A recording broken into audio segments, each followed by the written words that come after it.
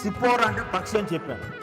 భౌతికంగా బలహీనమైనది అయినప్పటికీ ఆమె చూపించినటువంటి తెగువ, ఆమె చూపించినటువంటి ధైర్యాన్ని బట్టి చనిపోవలసినటువంటి భర్తను ఏం చేసిందండి? ఆమె రక్షించుకుంది.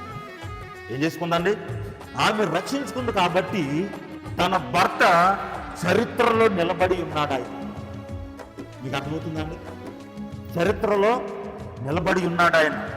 బైబిల్ గ్రంథంలో మోషే గురించి లేకుండా ఏ పుస్తకము, ఇంకో విచిత్రమైన విషయం చెప్పనా మీకు, ఆది కాండం దగ్గర నుంచి ద్వితీయోపదేశ కాండం వరకు 5 పుస్తకాలు ఉన్నాయి.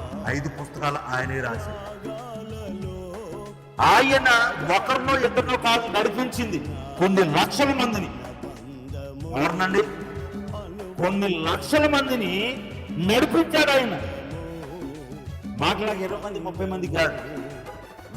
అర్థమవుతుందండి?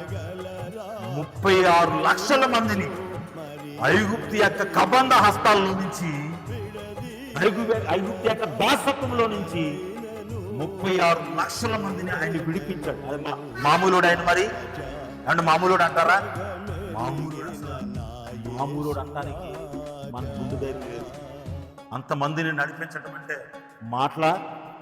ఆయన నడిపించే క్రమంలో కాలు వాయలేదు, వస్త్రాలు బాసిపోలేదు,